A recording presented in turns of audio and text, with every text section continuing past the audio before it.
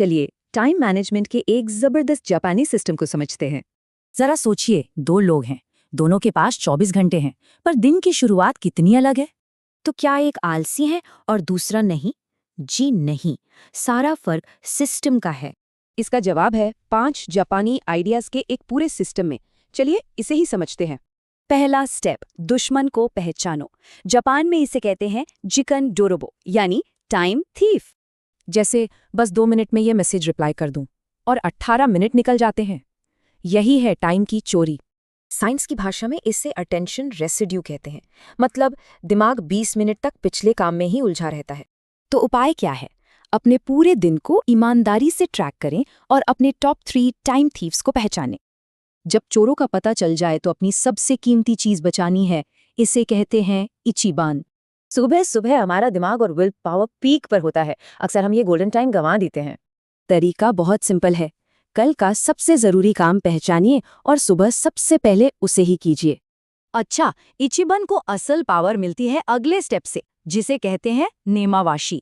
सुबह ये सोचना कि क्या पढ़ूं, आलस नहीं, तैयारी की कमी है। इससे डिसीजन फटीग होता है।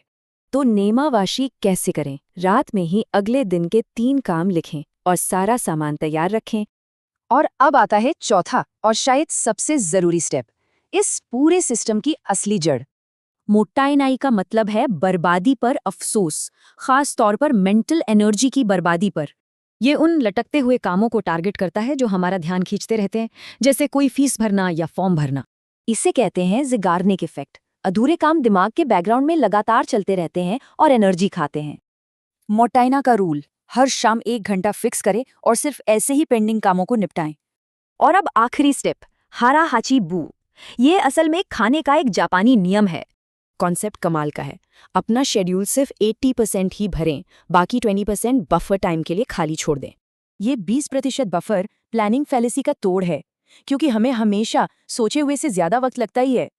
तो ये 5 आइडियाज सिर्फ टिप्स नहीं है, ये एक इंटरलॉकिंग सिस्टम है जो एक दूसरे को पार देता है। तो अगर अपना सिस्टम बनाना है तो एक सवाल से शुरू करें, सबसे बड़ा टाइम थीफ कौन है?